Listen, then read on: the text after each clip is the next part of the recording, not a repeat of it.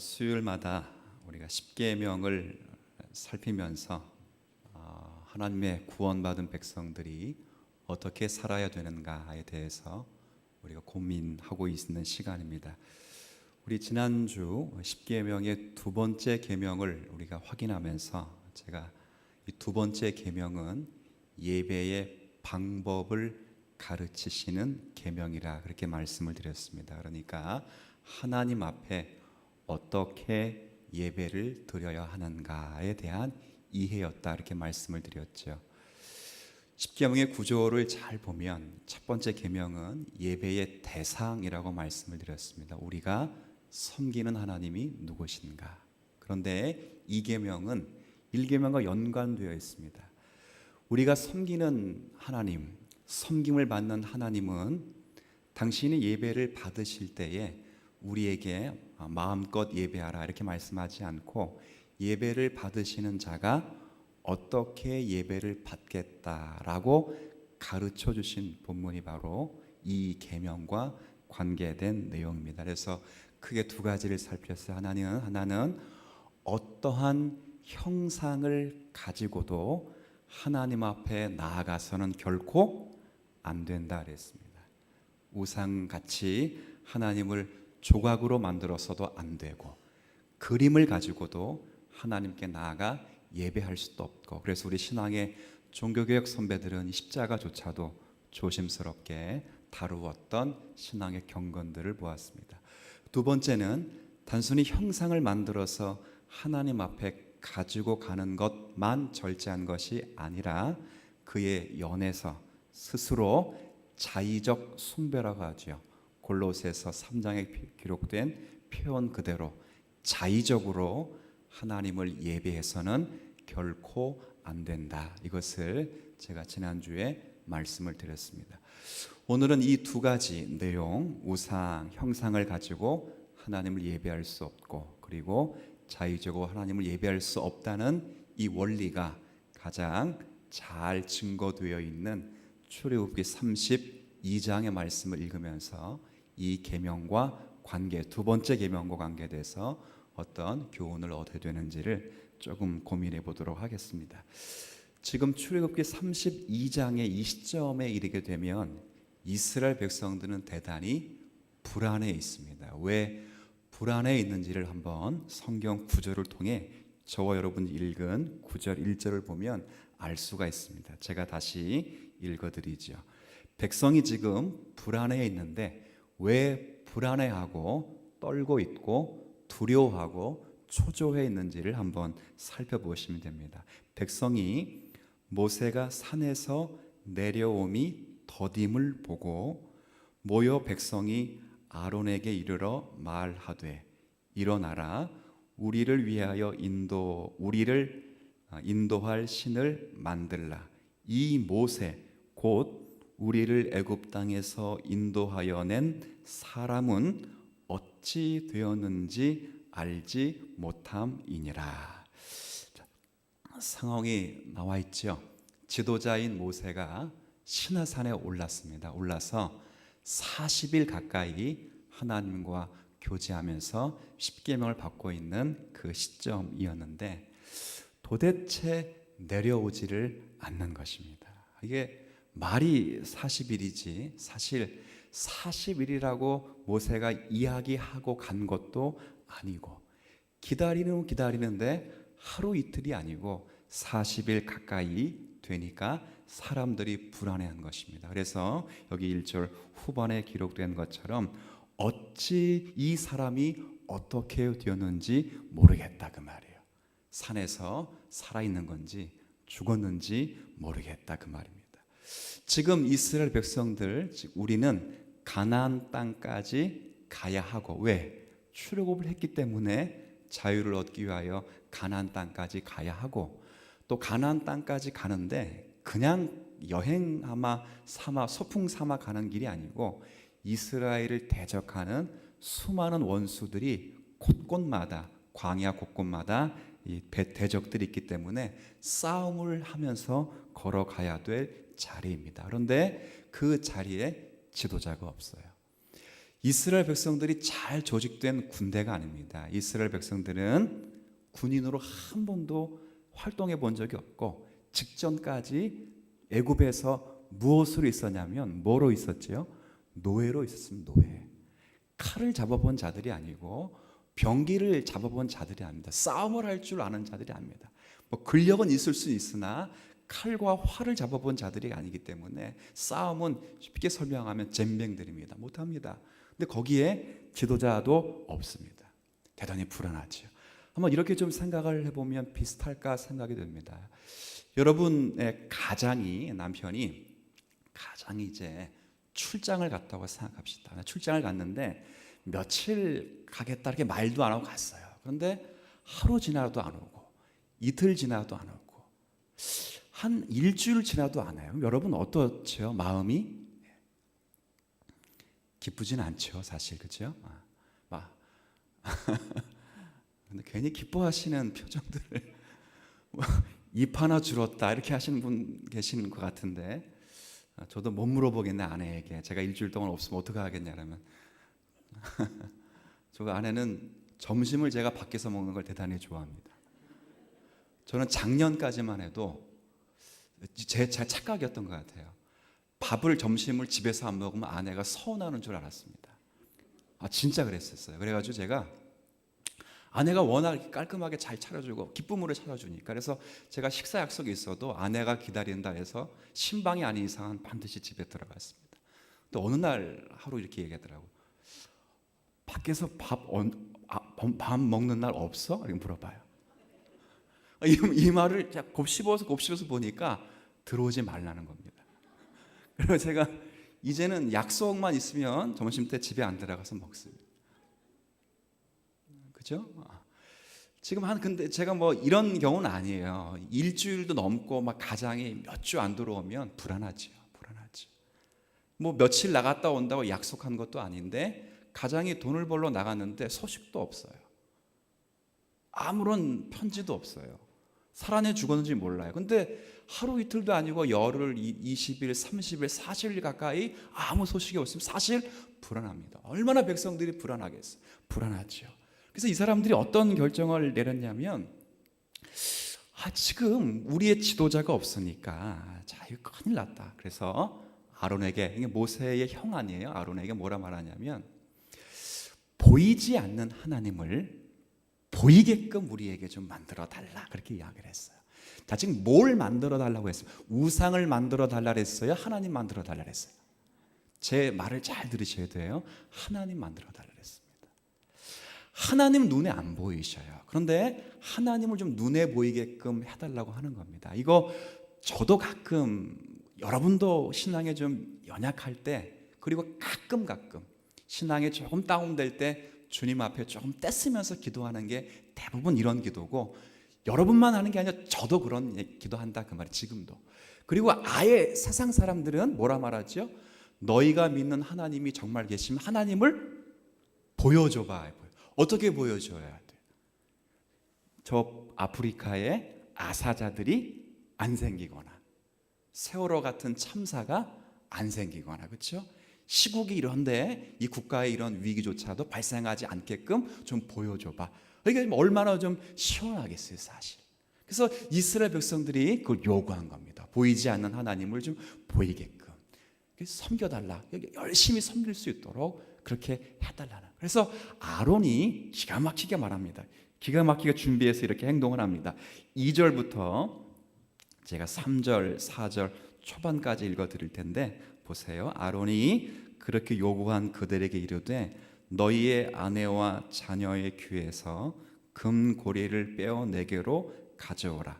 모든 백성이 그 귀에서 금고리를 빼어 아론에게로 가져가매. 자, 아론이 그들의 손에서 금고리를 받아 부어서 조각 칼로 새겨 무엇의 형상을 만들었어요? 송아지 형상을 만들었어요. 자, 이제 저기까지. 자, 그리고 저를 보세요. 자, 여러분 혹시나 지금 이스라엘 백성들이 하나님을 버리고 송아지 모양을 한 이 애굽의 아피스라고 하는 신의 모양입니다. 그러니까 아피스라고 하는 것은 실제 애굽의 송아지 형상을 각으로 딴 조각으로 만든 신의 형상이에요. 그러니까 여러분들은 지금 아피스를 만들었으니까 이 이스라엘 백성들이 지금 하나님이 아닌 다른 신을 섬기고 있겠구나라고 생각하면 그거는 아니에요. 착각이에요. 제가 지금 조금 전에 이스라엘 백성들이 보이지 않는 누구를 보이게끔 해달라 그랬어요. 하나님. 만들었어요 이제. 그리고 뭐라 말하는지 보세요. 4절 후반에 이는 너희를 애굽 땅에서 인도하여 낸 너희 누구라? 여호와라. 그 신 여호와라 그 말이에요. 그리고 5절에 보면 자 보세요. 아론이 보고 그 앞에 송아지 앞에 제단 성전을 만든 거 제단을 쌓고 아론이 공포하여 이르되 내일은 누구의 절일이라고요? 여호와의. 자 그럼 이스라엘 백성님 누구를 섬기고 있습니까 지금? 네. 여호와 하나님을 지금 섬기고 있어요 지금. 송아지 형상을 만들어 놓고 여호와 하나님을 섬기고 계시는데 하나님께서 지금 그것을 커다란 죄를 지으신 것으로 지금 분류를 하고 계시다 그 말이에요. 참 이게 우리가 이 두 번째 계명에서 이게 우리가 지난주와 이번 주 함께 생각하는 게 이래서 어려운 거예요. 두 번째 계명이 다른 신의 형상을 만들지 말라 그러면 천주교랑 우리가 다른 게 없어요. 그러니까 천주교는 1계명과 2계명을 합쳐놓은 거잖아요. 그게 아니라 하나님을 섬길 때 2계명은 두 번째 계명은 형상과 그림과 조각을 가지고 하나님을 섬기지 말라는 거예요. 제가 좀 이따 왜 그래야 되는지 설명할 텐데 우린 너무 쉽게 제가 그림으로도 만들어 놓고 섬기고 십자가상에 예수 붙여놓고도 섬기고 뭐 여러 형태로 섬긴다. 그런데 그렇게 하지 말라는 거예요. 종교개혁 신앙의 선배들이 그것 떼다가 목숨 버린 겁니다. 근데 우리는 워낙 큰 교단인 천주교가 하니까 워낙 큰 어디가 하니까 그냥 우리도 그냥 하는 게 좋겠다. 시각적 효과가 있어서 아니면 우리의 마음을 조금 더 감성을 조금 북돋아 주니까 조금 예배에 도움이 되겠다라고 차용하는 것들. 그러면서 우리가 뭐 다른 신 섬겨요? 예수 그리스도 말하고 여호와 하나님 섬기잖아요. 근데 주님은 그것을 무엇라고 지적하고 있다고요? 죄라고 지적하고 있죠. 그래서 두 번째 계명이 어려운 거예요. 왜 그렇게 하시는가? 사실 조각상을 만들어 놓으면 어느 정도의 효과는 있습니다. 여러분 그 광화문 그쪽 이렇게 올라가면 세종대왕의 동상을 한번 보신 적 있나요? 참 기가 막히게 잘 만들었어요. 얼마나 멋있는 왕입니까? 그 조선시대 왕 가운데 대왕자가 붙은 왕이 딱 둘 있는데 한 사람 바로 세종대왕이 얼마나 멋있어요. 백성을 위한 왕이에요. 백성을 위해서 공부를 열심히 하고 신하들을 달달 볶아서 평생을 백성을 위해 살았던 왕이었어요. 그 한 좋은 일화가 있는데요. 그 세종대왕 왕 때 그 황희정승이 일을 합니다. 근데 황희정승이요, 세종대왕이 얼마나 깐깐하고 일을 많이 시켰는지 사직서를 몇 번 냈게요? 20번을 냈습니다. 20번. 두 번이 아니고 20번을 했어요. 그만두겠다가 나 도저히 못해 먹겠다. 그때 한 말이 있습니다. 신하들이 괴로워야 백성이 행복하다. 누가 한 말이에요? 세종대왕이 했습니다. 노예에게도 휴가를 주고 출산 휴가를 줬던 멋있는 왕이죠. 세워놓고 업적을 기리는 거예요. 업적을. 멋있잖아요. 또 그 앞에는 또 누구 있어요? 충무 이순신 장군 동상이 있잖아요. 그게 뭐 어때요? 그게 예수님 하나님도 그렇게 세워놓고 보면서 경각심을 이루고 경건심을 세우면 얼마나 좋겠어. 그런데 주님은 그것을 하나님은 싫어하신다 그 말이에요. 왜 싫어하시는가? 왜? 오늘 이거 하나만큼은 반드시 알고 가시죠. 왜 싫어하시는가? 답은 너무도 간단하고 너무도 유치하고 너무도 당연한 것입니다. 요한복음 4장 24절 말씀 다 아시죠? 한번 같이 암송해 볼까요? 시작. 요한복음 4장 24절 하나님은 영이시니 예배하는 자가 영과 진리로 예배할지니라. 다시 한번 시작. 하나님은 영이시니 예배하는 자가 영과 진리로 예배할지니라. 아멘. 하나님은 뭐라고요? 영이 뭐예요? 영. 이렇게 착각하시면 안 돼요. 뭐가 지나갔어, 귀신이. 그거 영 아니에요. 일단 뭐가 보이면 영이 아니에요. 영은 육체와 살이 없다라는 말을 쓴 게 영이에요. 그러니까 영이라는 말은 정의가 안 되고 무게감이 없는 표현이에요. 질감과 진료가 없는 표현이에요. 신학적으로 표현하면 없어요. 그냥 형체가 없어요. 하나님은 그런 분이에요. 왜 형체가 없죠? 하나님은 무한하시고, 그렇죠? 충만하시고 완전하신 분이시기 때문에 하나님은 제한적으로 갇혀 계시는 분이 아니시기 때문에 하나님은 뭐라고요? 영이셔요.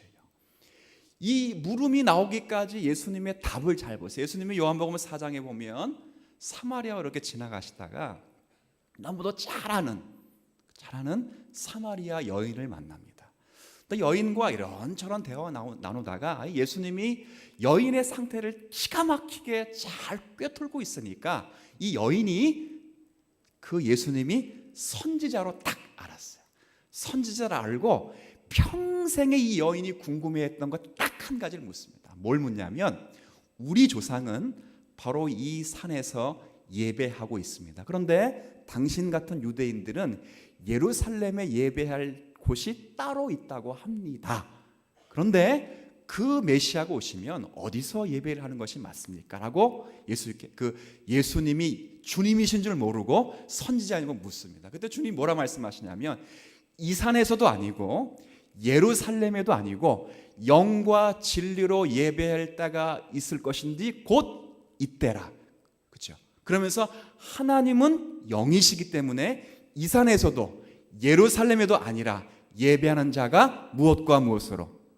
영과 성령과 진리의 말씀으로 하나님을 예배할지니라. 이렇게 말씀을 하고 있어요. 하나님은 무엇이기 때문에? 영이시기 때문에. 영이세요. 그렇기 때문에 어떤 형상으로도 자신을 표현하지 말라고 말씀하십니다. 우리 신명기 말씀으로 한번 조금 조명을 좀 해볼게요. 자, 이거 신명기로 한번 가보시면 모세오경의 마지막 권 신명기 4장으로 한번 좀 가보시죠.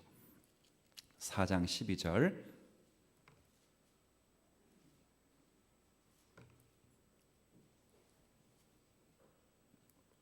4장 12절. 제가 12절 읽고 15절부터 18절도 한번 같이 읽을게요. 12절. 자, 12절 제가 읽겠습니다. 한번 보세요. 신명기 4장 12절입니다.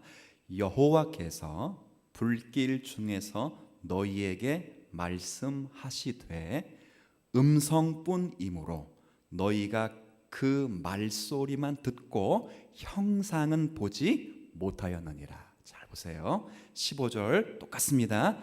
여호와께서 그 호렙산 불길 중에 아까 12절을 그대로 받는 거예요. 너희에게 말씀하시던 그날에 너희가 어떤 형상도 보지 못하였은즉 너희는 이것을 깊이 생각을 해야 된다 그 말이에요. 하나님께서 너희들이 그 시내산에 40일 동안 임재하셨을 때 모세에게나 이스라엘 백성들에게 40일 동안 한 번도 자기의 형상을 보여주지 않은 이유를 잘 생각을 해야 된다 그거예요. 그래서 뭐라 말씀하신 16절부터 18절 같이 읽습니다. 시작. 그리하여 스스로 부패하여 자기를 위해 어떤 형상대로든지 우상을 새겨 만들지 말라. 남자의 형상, 여자의 형상이든지 땅 위에 있는 어떤 짐승의 형상이든지 하늘을 나는 날개 가진 어떤 새의 형상이든지 땅 위에 기는 어떤 곤충의 형상이든지 땅 아래 물속에 있는 어떤 어족의 형상이든지 만들지 말라. 이것들을 섬기지 말라는 게 아니고 하나님의 형상을 이것처럼 바꿔놓지 말라는 거예요. 그러니까 두 번째 계명 의문을 좀 아시겠죠? 이거 만들어놓고 이거 섬겨라. 뭐 우상신, 황소신, 뭐 사자신, 곰신 이거 섬기는 게 아니라 하나님을 어떠한 것으로도 만들지 말라. 왜? 물론 신약으로 아까 요한복음 4장 24절 말씀드렸지만 아직 여기는 구약계시이기 때문에 그 표현은 없고 하나님의 시내산에 40일 동안 말씀하시면서 한 번도 자기의 모습을 형상으로 나타내 보이지 않으셨기에 그 의미를 너희들 깊이 생각을 하라는 거예요. 깊이. 왜 그렇게 하셨는지. 단순히 보여주지 않았다가 중요한 게 아니라 왜 안 보여주셨는지 분명히 생각을 하라 그 말이에요. 그래서 절대 만들어서는 안 된다 그 말이에요. 오히려 성도는 여기 말씀에 복종하고 그것으로 위안을 받기를 원하신다 그 말이에요. 아까 조금 전에 오직 불 가운데 나타난 건 무엇밖에 없었다 그랬죠? 음성뿐밖에는 없었다. 그렇게 이야기를 하고 있습니다. 하나님은 온 우주에 충만하십니다. 그리고 세상에 충만하시고 하나님은 형태가 없습니다. 삼위일체 하나님이 어떻게 형태가 있겠습니까? 그렇기에 어떤 제한된 모양으로도 표현할 수 있다면 그것은 우리가 갖는 무지의 극치가 되는 것이고 하나님을 모독하게 되는 것이다. 성경은 그렇게 이야기를 하고 있습니다. 혹시 염려스러워서 여러분 집에 혹은 차에 십자가를 걸어 놓거나 성경을 가지고 다니기 때문에 마음이 좀 평안하다라고 생각하는 성도가 있다면 그 뒷말은 제가 무슨 말 하는지 아시겠죠? 있다면 조심하셔야 됩니다. 우리는 성도들은 그런 것보다 더 큰 믿음의 눈이라는 것이 있습니다. 그게 뭐냐면 하나님은 눈에 보이지 않지만 하나님은 나와 함께 계시는 임마누엘의 하나님이라는 믿음이 있습니다. 내가 홀로 있을 때뿐 아니라 내가 어디에 있을 때에도 하나님은 항상 우리와 함께 계시고 나와 함께 계십니다. 우리가 뭘 보지 못합니다. 제가 일전에 그 책을 읽으면서 어떤 그 간증하시는 분이 그런 간증을 하셨어요. 어떤 간증을 하셨냐면 자기는 그 신앙에 충만하면 사람들 머리 위에 십자가 하나씩 보내 십자가. 그리고 자기도 신앙생활, 기도생활 충만하면 십자가가 선명하게 보인다. 거울을 보면. 그래서 기도생활 조금 못하고 그러면 십자가가 잘 안 보였다가 또 기도생활 열심히 하고 말씀생활 열심히 하면 또 머리 위에 뭐가 하나씩 보인다고요? 십자가. 저도 또 따라해 보려고 십자가 한번 보여달라. 죽었다 깨도 안 보입니다. 물론 제가 따라 했겠습니까? 많은 안 보여요. 얼마나 편하겠어요. 거울 보면서 십자가 보이면 오늘은 좀 됐구나 보이고 또 십자가 안 보이면 회개하자 이러면 되는데 안 보여요. 왜 안 보이죠? 그러나 저는 하나님이 나와 함께 계신 줄 믿습니다. 언제나 계시고 나의 아버지가 되시며 구원자가 되시고 나와 함께 계시고 나를 돌보아 주시는 분으로 언제나 내 안에 나와 함께 나를 중심으로 그리고 우주의 역사의 중심에서 나를 바라보고 계시는 줄 믿습니다. 이게 믿음의 눈입니다. 무엇 하나를 보면 다 거기에 봅니다. 제가 하나 단적인 예를 들어볼게요. 자, 보세요. 예수님의 머리 색깔은 노란색이다, 검정색이다.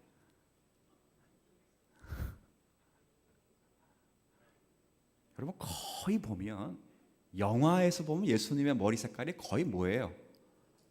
노란색. 이게 얼마나 위험한 줄 아십니까? 마태복음 읽고 계시는데 예수님을 경배하러 온 동방 박사는 총 몇 명이다? 아니에요. 성경에 기록되어 있지 않습니다. 근데 왜 3명이죠? 뭐 때문에? 그림을 봤기 때문에 그렇습니다. 그림을 봤기 때문에. 제가 그 그림이 나쁘다는 게 아닙니다. 뭘 말씀드리려고 하는지 아시죠? 성경 묘사도 제대로 표현 못하는 그림이 어찌 하나님의 전능성을 담아낼 수 있겠습니까? 제가 말씀드리고 싶은 건 그겁니다. 하나님은 그걸 원하지 않습니다. 성경 그림이야 뭐 다윗을 표현하든 뭘 표현하든 무슨 관계가 있겠습니까? 부족하면 표현하면 또 다시 달리 그림을 그리면 되겠죠. 그러나 전능하신 하나님을 어떻게 우리의 인간의 한계인 손으로 만든 그림이랑 조각으로 표현해낼 수 있겠는가? 없어요. 없다 그 말이에요. 그래서 이건 대단히 우리가 조심스럽게 생각을 하셔야 돼요. 제가 아까 조금 전에 서두에 말씀드리면서 이 금송아지를 만들어 놓고 우리는 우상 숭배라 말하지만 이 사람들은 우상을 섬긴다 말하지 않고 아까 누구를 섬긴다? 우리를 애굽에서 인도해낸 여호와 하나님이세요. 하나님 이분은 하나님으로 섬겨요. 여호와의 절기라고 해서 지금처럼 주일처럼 축제를 벌이고 춤을 추고 번제를 드리고 하나님께 예배를 드리고 있어요. 그렇게 화려한 예배를 드리고 있지요. 그러나 오늘 본문은 하나님이 그걸 원하지 않으시겠다 그 말이에요. 주님은 온 우주가 생각을 한번 해보십시오. 우리가 그렇게 드린다고 하나님이 우리의 영광을 그렇게 드린다고 해서 하나님이 우리 영광이 그 하나님의 영광을 대변할 수 있는가? 그렇지 않죠. 이미도 우주 전체가 하나님의 영광을 찬양하고 있고요. 천지 만물이 하나님의 영광을 찬양하고, 사실은 우리보다 더 성결한 앞서가신 지금 천국에 계신 분들이 24시간, 시간이 물론 거기는 없지만 우리 시간으로 말하면 24시간 밤낮 주무시지 않고 여호와 하나님을 뭐하고 계세요? 찬송하고 계십니다. 그렇죠. 그렇게 다 찬양을 드릴지라도 여호와의 영광, 하나님의 영광을 찬양하기에는 늘 부족하다고. 그렇죠. 지금도 마찬가지. 악기가 더 있고 덜 없고가 중요한 게 아닙니다. 성가대원이 더 있고 덜 있고가 중요한 게 아닙니다. 오직 여호와의 하나님의 말씀에 따라 드려지는 그 예배가 더 중요합니다. 제가 성경 한 구절 더 읽도록 할게요. 신명기 12장 말씀으로 한번 가볼게요. 신명기 12장으로 한번 보세요.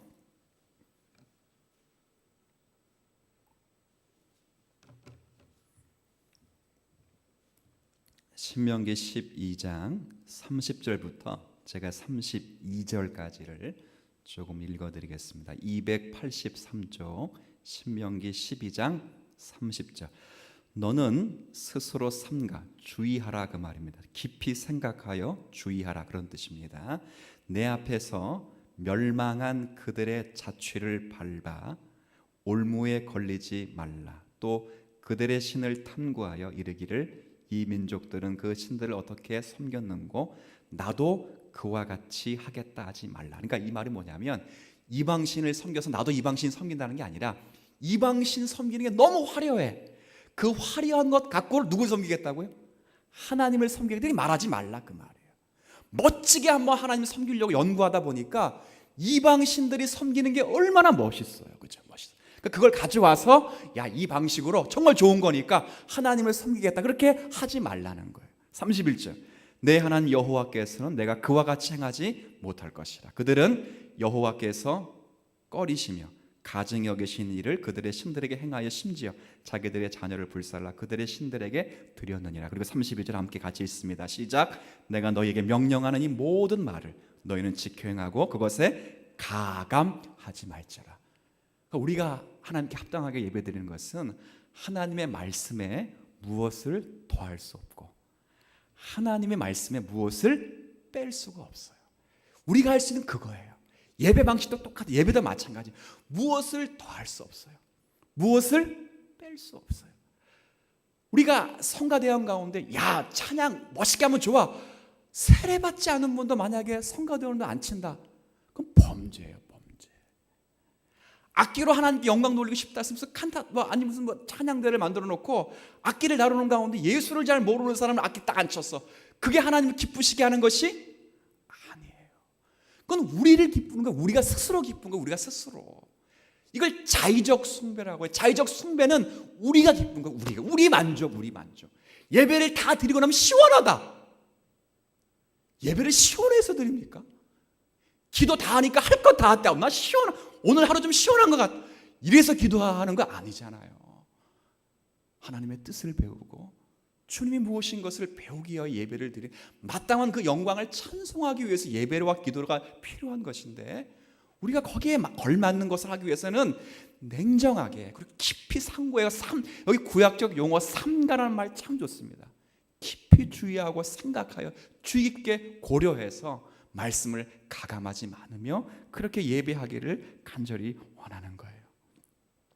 요즘 교회도 마찬가지일 거예요. 막 세상에서 화려한 방식, 심지어는요 제가 천주교를 맹목적으로 비판하는 것은 아니고 이 두 번째 계명과 관계돼서만 조금 제가 말씀을 드리면 워낙 이교도적인 그런 예배 방식이 너무 많습니다.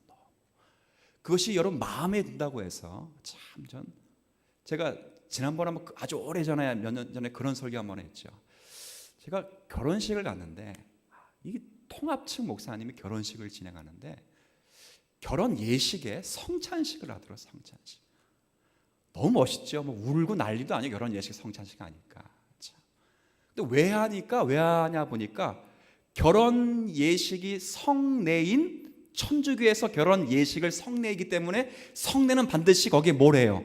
성찬을 하더라고요. 참 제가 기가 찼습니다. 기가 찼어요. 기가. 너무 울분이 터져서 다른 사람 울고 막 그러니까 다른 사람 우는데 저는 화가 나요. 화가 나. 이럴 수 있는가? 장로기 목사가 저럴 수 있는가? 하나님 말씀을 가지고 예배를 드린다고 하는 사람이 그럴 수 있는가? 여러분 잘 보세요. 제가 결혼 예배라고 하는지 결혼 예식이라는지 잘 보십시오. 제가 결혼 예배라는 말은 한 번도 안 했습니다. 다 여러분 주례할 때 결혼 뭐라고 했죠? 예식입니다. 예식. 예식을 예배 형식을 차용해서 할 뿐입니다. 그렇죠. 그 결혼이 예배였다면 거기 축가 못 불러요, 여러분. 뭐 축가 부르는데 춤추고 뭐 가요 부르고 뭐 댄스 부르고 재즈하고 그게 예배라면 못하죠. 그게 예배가 아니라 뭐기 때문에 예식이기 때문에 그냥 그렇게 즐겁게 하는 거죠. 아주 참 가관이에요. 가관. 예배라고 붙여놓고도 엉뚱한 일들을 하는 것.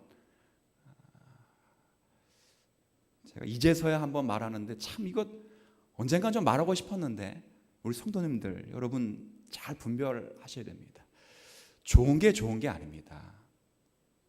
사람이 좋은 게 좋지 뭐 좋은 게 좋지 그게 좋은 게 좋은 게 아니잖아요. 좋은 게 맞습니다만 좋은 게 좋으려면 반드시 신앙의 라인을 가지고 하나님의 말씀은 포기할 수 없다는 분별력을 가지고 그렇게 살아를 가셔야 돼요.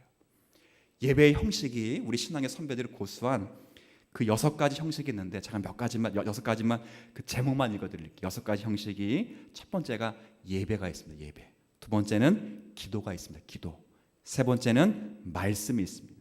네 번째는 낭독이 있습니다. 다섯 번째는 설교가 있습니다. 여섯 번째는 찬송이 있습니다. 예배, 기도, 말씀, 낭독, 설교, 찬송 6가지로 우리 신앙의 선배들이 성경을 잘 연구해서 종교개혁 시대 때 천주교에 반해서 이것을 잘 표출해 놨습니다. 근데 이 가운데 제가 하고 싶은데 아직 교회에서 하지 못하는 게 있습니다. 자, 제가 다시 읽어드릴게요. 예배, 기도, 말씀, 낭독, 설교, 찬송. 자, 이 중에 제가 아직 우리 교회에서 못하고 있는 건 뭐 있죠? 예, 낭독. 이런 분이 있어요. 성시 교독하잖아요. 교독.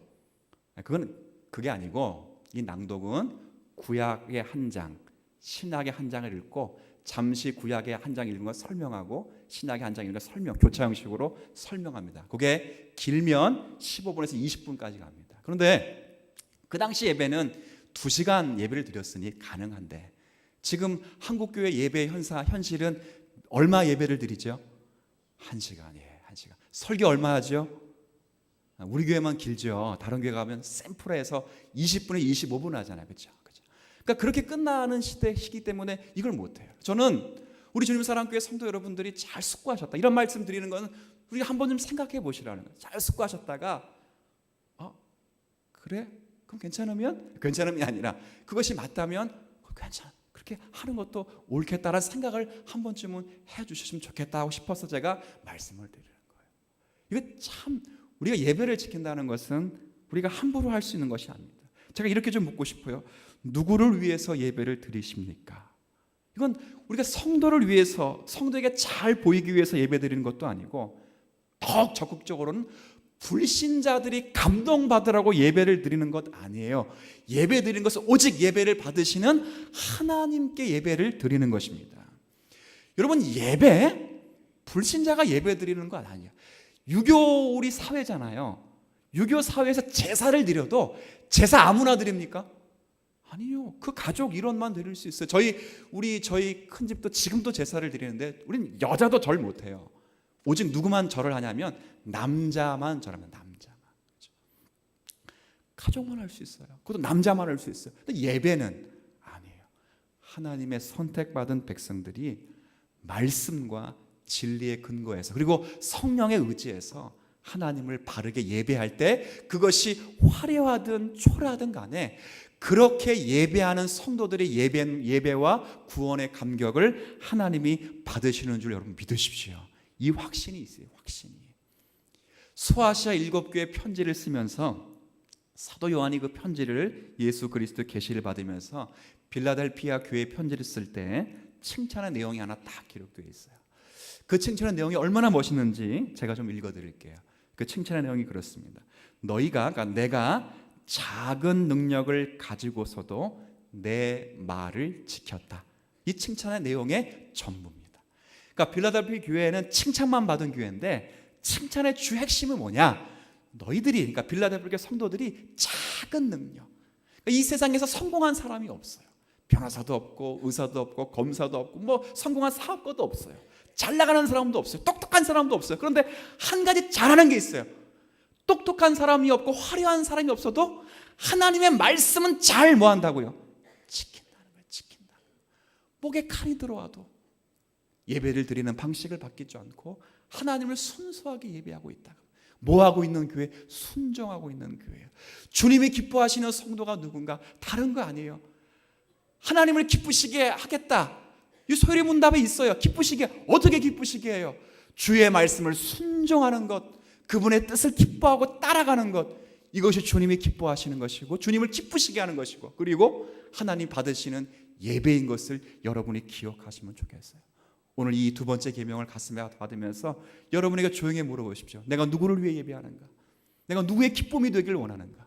내가 누구에게 잘 보일 것인가? 내가 예배를 통해 주님께 무엇을 얻으려고 하는가? 아니요, 다 내려놓으시고 정말 주님의 말씀에 근거해서 내가 성령으로 정말 진리에 의존해서 내가 하나님을 예배하고 기도하는가 점검하시면서 오늘 주 안에서 우리의 신앙의 기쁨을 다시 한번 확인하실 수 있는 우리 모두가 되시기를 주님의 이름으로 부탁을 드리겠습니다. 하나님 아버지, 은혜를 인하여 감사드립니다. 오늘 우리가 하나님을 가장 기쁘시게 하는 것은 그 말씀에 순종하는 것임을 다시 한번 확인해 보았습니다.